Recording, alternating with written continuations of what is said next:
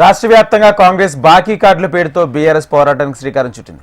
ఇందులో భాగంగా నల్గొండ జిల్లా తిప్పర్తిపట్నంలో బీఆర్ఎస్ పార్టీ నేతలు ఇంటింటికి తిరిగి కాంగ్రెస్ బాకీ కార్డులను ప్రజలకు అందించారు. ప్రజలకు ఇచ్చిన హామీలను అమలు చేయడంలో కాంగ్రెస్ పార్టీ పూర్తిగా విఫలమైందని మాజీ మంత్రి జగదీష్ రెడ్డి ఆరోపించారు. బీసీ రిజర్వేషన్లు కూడా కాంగ్రెస్ పార్టీ ఆడే డ్రామా అంటూ విమర్శించారు. ఆల్మట్టి డ్యాం ఎత్తు పెంచకూడదని బీఆర్ఎస్ పార్టీ చెలో ఆల్మట్టి పేరుతో తెలంగాణలో మరో పోరాటానికి సిద్ధమవుతుందంటున్న మాజీ మంత్రి జగదీష్ రెడ్డితో మా ప్రతినిధి Paramesh face to face. Congress party బాకీ కార్డు పేరుతోటి బీఆర్ఎస్ పార్టీ అయితే ఒక వినూత్న కార్యక్రమానికి శ్రీకారం చుట్టింది. ఏదైతే కాంగ్రెస్ పార్టీ ఎన్నికల టైంలో ఇచ్చినటువంటి హామీలను నెరవేర్చలేదని చెప్పేసి బాకీ కార్డు పేరుతోటి అయితే ప్రజల దగ్గరికి వెళ్తున్నటువంటి పరిస్థితి ఉంది. ప్రస్తుతం మనం నల్గొండ జిల్లా తిప్పర్తిలో ఉన్నాము. తిప్పర్తిలో కూడా మాజీ మంత్రి జగదీష్ రెడ్డి గారు ఇంటింటికి తిరిగి అయితే కాంగ్రెస్ పార్టీ బాకీ కార్డుని అయితే పంచుతున్నటువంటి పరిస్థితి ఉంది. ఇదే విషయంపై మనతో మాట్లాడిన జగదీష్ రెడ్డి ఉన్నారు. ఒకసారి అడిగి తెలుస్తున్నాం. సార్ చెప్పండి, ఏంటి ఈ బాకీ కార్డు, ప్రజలకు ఏం చెప్తున్నారు? కాంగ్రెస్ పార్టీ ఎన్నికల ముందు హామీ కార్డు, గ్యారంటీ కార్డు అని చెప్పి రాసిచ్చింది. ప్రతి మనిషిని ఇది మీ ఇంట్లో పెట్టుకోండి, ఇది చాలా విలువైంది, రేపు మా ప్రభుత్వం రాగానే తెల్లవారి నుంచే ఇప్పుడు మేము దీని మీద ఇస్తున్న హామీలన్నింటినీ కూడా మేము నెరవేరుస్తామని చెప్పి గ్యారంటీ కార్డు రాసిచ్చింది, సంతకాలు పెట్టి ఇచ్చింది. ఆ కార్డు ప్రజల ఇళ్లలో భద్రంగా ఉంది. డిసెంబర్ 9 నుంచే పని ప్రారంభించి రైతులకు రైతు బంధు ఇస్తామని, రైతు భరోసా ఇస్తామని, మహిళలకు మొదటి నెల నుంచే 22,000 ఇస్తామని, 2,500 ఇస్తామని అనేక రకాలుగా అనేక వర్గాలను ఆశపెట్టి అధికారంలోకి వచ్చిన తర్వాత మోసం చేసింది.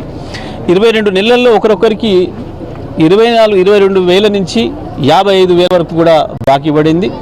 ఏ వర్గానికి ఎవరికి ఎట్లా బాకీ పడిందో స్పష్టంగా మేము తెలియజేస్తూ ఉన్నట్టు నిజాల్ని ఆ గ్యారంటీ కార్డు రూపంలోనే బాకీ కార్డులను కూడా మేము ప్రజలకు అందిస్తూ ఉన్నాం.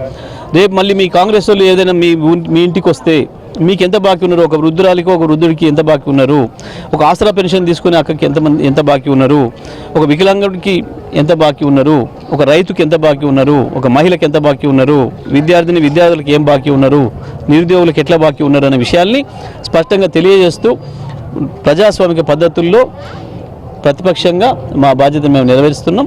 ప్రజల్ని చైతన్యం చేయడం కొరకు, ఈ ప్రభుత్వాన్ని నిలదీయడం కొరకు ప్రజలకు ఒక ఆయుధాన్ని ఇస్తున్నాం. ఆ పద్ధతిలోనే మేము బాకీ కార్డుల నుంచి పంచుతున్నాం. అంటే ఇటు ప్రభుత్వం అయితే ఏదైతే అప్పులు ఉన్నటువంటి తెలంగాణ రాష్ట్రాన్ని తీర్చుకుంటూనే ఇటు ప్రజలు కూడా అనేక సంక్షేమ పథకాలు అమలు చేస్తున్నాము. ఇది అంతా బీఆర్ఎస్ పార్టీ చేసినటువంటి పాపం అని చెప్పేసి ఇటు రేవంత్ రెడ్డి గారు కూడా చెప్తున్నటువంటి పరిస్థితి ఉంది. రేవంత్ రెడ్డి గారు చెప్పిండు, మేము ఇది చెప్పినాం. గడవే రైతులను అడుగు రాదు, వికలాంగులను అడుగు, రైతులను అడుగు, విద్యార్థులను అడుగు, ఓ చెప్పు వాళ్ళ చేతికి ఇచ్చి అడుగు. ఎవరిని కొడతారో, మమ్మల్ని కొడతారా, ఆయన కొడతారా చెప్తున్నారు కదా. మీరు చూస్తున్నారు పోతే ప్రజలు ఎట్లా రిసీవ్ చేసుకుంటున్నారు, ఎట్లా మాట్లాడుతున్నారు, కాంగ్రెస్ పార్టీ పైన ఏం చేస్తున్నారో చూస్తున్నారు. రేవంత్ నేను చెప్పడమే కాదు కదా, నిర్ణయించేది ప్రజలే కదా. అందుకనే కదా ప్రజల దగ్గరికి వస్తే తెలుస్తుంది ఇప్పుడు ఏం చేస్తున్నాం అనేది. అవ్వాల అబద్ధాలు ఆడి వచ్చిండు, ఇవాళ కూడా అదే అబద్ధాలు ఆడితే అబద్ధాలతో నడిపిస్తా అంటే నడవదు ప్రభుత్వం. ఇది ప్రతిపక్షంలో ఉన్నప్పుడు నువ్వు అబద్ధాలు చెప్పి రావచ్చు, ప్రజలు నమ్మించవచ్చు. గ్యారెంటీ కార్డు ఇచ్చి నమ్మించినావు, చలో ఇవాళ మా బాకీ కార్డుకు సమాధానం చెప్పు. ఇవన్నెందుకు? బాకీ కార్డు చూపించి వాళ్ళు అడుగుతారు, ఇవి నాకు ఇంత బాకీ ఉన్నావు, ఒక వికలాంగ సోదరి నాకు ఇవాళ 24,000 బాకీ, 44,000 బాకీ ఉన్నావు ఇయ్యని అంటాడు. సమాధానం చెప్పమని రేవంత్ రెడ్డి, నాకు గదిగా సమాధానం వాళ్ళే చెప్పాలి. ఒక మహిళ 22 నెలలు అయింది ప్రభుత్వం వచ్చి, నీకు ఓటేసి మేము 55,000 బాకీ ఉన్నావు, నా బాకీ సంగతి ఏందని అడుగుతుంది. ఆమెకు సమాధానం చెప్పమను. రేవంత్ రెడ్డి చెప్తాడా, అలా PCC ప్రెసిడెంట్ చెప్తాడా, ఈ జిల్లాలో ఉన్న మంత్రులు ఏమైనా చెప్తారా, వాటర్లో నీళ్ళు కలిపి నీళ్ళలో వాటర్ కలిపి ఏమైనా చెప్తారా, ఏం చెప్తారో అడుగు మరి వాళ్ళను, ప్రజలే చెప్తారా విషయం. నీటి హక్కుల కోసం బీఆర్ఎస్ పార్టీ ఆధ్వర్యంలో చేపట్టేటటువంటి చలో ఆల్మట్టి కార్యక్రమం ఎలా ఉండబోతుంది, ఏంటిది? కృష్ణా జలాలపైన ఈ రాష్ట్ర ప్రభుత్వానికి కాంగ్రెస్ పార్టీకి సోయి లేకుండా ఉన్నది. కాంగ్రెస్ పార్టీ మొదటి నుంచి ద్రోహపూరిత వైఖరి అవలంబిస్తున్నది.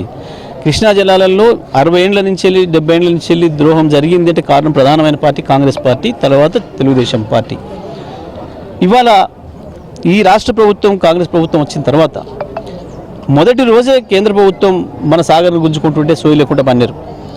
మేము మొదలుపెట్టిన తర్వాతనే మా పైన ఎదురుదాడి చేసి ప్రయత్నం చేశారు. కేసీఆర్ గారు నల్లగొండకు వచ్చి 1,00,000 మందితో సభ పెట్టి గర్జిస్తే గవ్వాల కళ్ళు తెరిచి తెల్లవారి అసెంబ్లీలో తీర్మానం చేశారు, మేము కేంద్రానికి ఇస్తలేం, మాకే ఉండాలి అని చెప్పి. ఇవాళ మరొకసారి ఆల్మట్టి రూపంలో కృష్ణను గ్రహణం పట్టబోతుంది. ఇక తెలంగాణ మర్చిపోవాల్సిందే కృష్ణను. ఆల్మట్టిలో కనుక ఎత్తు పెంచితే 5 మీటర్లు ఎత్తు పెంచితే కృష్ణను మనం మర్చిపోవాల్సిందే. ఇప్పటికే పైన కట్టిన ప్రాజెక్టుల వల్ల ఆగస్టు సెప్టెంబర్ వస్తే కూడా కృష్ణ నీళ్ళు వచ్చే పరిస్థితి లేదు, నాటు పెట్టుకునే పరిస్థితి లేదు. ఇంకొక వైపు మంచిళ్ళకు కూడా దారుణమైన పరిస్థితులు ఏర్పడతాయి. ఈ 5 జిల్లాలకు, హైదరాబాద్, రంగారెడ్డి, మామినార్, నల్గొండ, ఖమ్మం జిల్లాలకు మంచిళ్ళకు కూడా మనం దాని మీద ఆధారపడి ఉన్నాము. ఆ మంచిళ్ళతోనే కేసీఆర్ ఇవాళ ఫ్లోరిన్ను లేకుండా చేయగలిగినరు. ఒకవైపు కరువు మహమ్మారి, ఇంకొక వైపు ఫ్లోరిన్ మహమ్మారి మళ్ళీ పెద్ద ఎత్తున దాడి చేస్తుంది 5 జిల్లాల పైన. ఈ సోయిలేని ప్రభుత్వం ఇట్నే ఉంటే ఆల్మట్టిని ఆపడం కొరకు మనం పోరాటం చేయాల్సిన అవసరం ఉంది. ఈ ప్రభుత్వం సోయి లేకుండా ఉంది కాబట్టి ప్రతిపక్షంగా తెలంగాణ కొరికే పుట్టిన పార్టీగా మాకు బాధ్యత ఉంది. రైతాంగాన్ని ఎంటబెట్టుకొని మేము రేపు చెలో ఆల్మట్టి కార్యక్రమాన్ని తీసుకొని పోవాల్సిన అవసరం ఉంది. ఆ రకంగా ప్రజల్ని చైతన్యపరిచి, రైతాంగాన్ని చైతన్యపరిచే ప్రభుత్వాన్ని మెడలు పెంచాల్సిన అవసరం ఉంది. కాబట్టి తెలంగాణ నీటి హక్కుల్ని కాపాడడానికి కృష్ణా జలాల్లో బీఆర్ఎస్ పార్టీ ఎప్పుడు కూడా ముందంజలోనే ఉంటుంది, ముందు వరుసలో ఉంటుంది. ఏ పోరాటంగానే సిద్ధపడుతుంది. కేసీఆర్ గారి అనుమతితోని మా వర్కింగ్ ప్రెసిడెంట్ కేటీఆర్ గారితో కూడా మాట్లాడి మా జిల్లాలకు సంబంధించిన రైతాంగం అంతా కూడా పెద్ద ఎత్తున చెలో ఆల్మట్టి కార్యక్రమం తీసుకొని ముందుకు పోతాం. చివరిగా చెప్పండి, బీసీ రిజర్వేషన్లకు సంబంధించి 42% అమలు చేస్తున్నామని చెప్తున్నారు కదా, దానికంటే మించిన మోసం ఇంకొకటి లేదు. ఇది పెద్ద మోసం అనే సంగతి మొదటి నుంచి కూడా మేము చెప్తా ఉన్నాం. రాజ్యాంగం మీద సోయి లేకనా, రాజ్యాంగం గురించి తెలియకనా కాదు, ఎట్లనైనా ప్రజల్ని ఒకసారి మోసం చేయాలి ఏదో రకంగా అని చెప్పి మిగతా వర్గాలకు ఎట్లయితే హామీ ఇచ్చిండ్రో బీసీ వర్గాలకు కూడా వాళ్ళ చేతగాని హామీ ఇచ్చి మోసం చేసిండ్రు. ఇదంతా కూడా డ్రామా అని తెలుసు. పక్క రాష్ట్రాలలో గతంలోనే సుప్రీంకోర్టు కొట్టేసిందని తెలుసు, హైకోర్టు కొట్టేసిందని తెలుసు. మన రాష్ట్రంలో కూడా మా ప్రభుత్వం ఉన్ననాడు కూడా మేము పెంచే ప్రయత్నం చేస్తే ఆ రోజే హైకోర్టు కొట్టేసింది అనే విషయం కూడా తెలుసు. ఇది కాంగ్రెస్ పార్టీ డ్రామా తప్ప ఇంకోటి కాదు.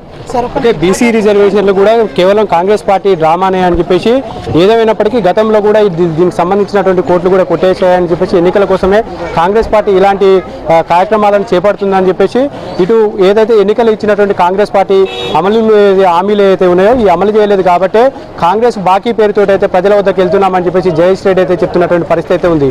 ఇది ఇక్కడ ఉన్నటువంటి తాజా పరిస్థితి. కెమెరామెన్ సలీంతో పరమేశ్వర్, HM TV, తిప్పర్తి నుండి.